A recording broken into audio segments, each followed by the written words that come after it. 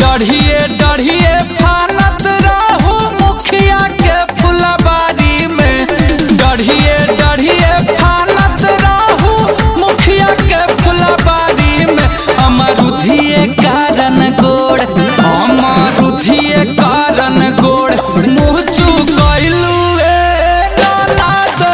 अमरुधिए कारण गोड़ मुँह चुकैलू नाना दो। अमरुधिए गिर के मुँह चुकैलू हा कि मुखिया से पटकैलू हा। गिर के मुँह चुकैलू हा कि मुखिया से पटकैलू हा। अमरुधिए कारण गोड़ मुँह चुकैलू नाना दो। अमरुधिए कारण गोड़ मुँह चुकैलू नाना दो। अमरुधिए कारण गोड़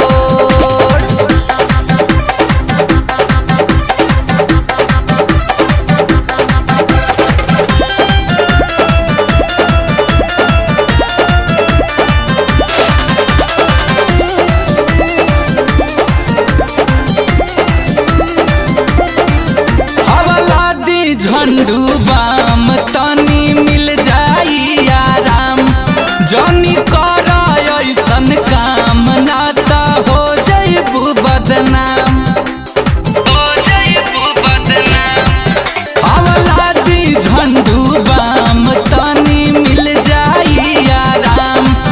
जनी कर ऐसन काम ना त हो जइबू बदनाम। हरियर दाग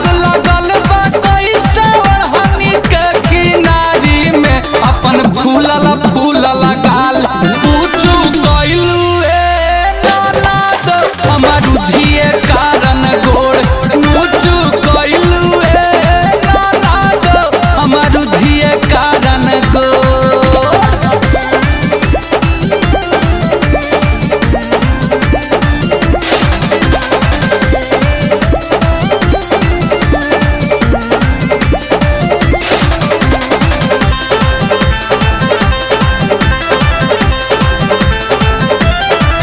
जनी कूदा फानी कर ननदो बाड़ू काछ कुआर।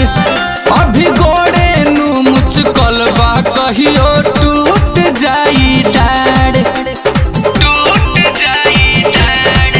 जनी कूदा फानी कर ननदो बाड़ू काछ कुआर।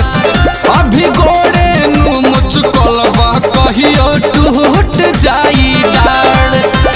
कहियो जन धारई हा गुंजन अनमोल के अकबारी में। नाम सुनते काहे मुँह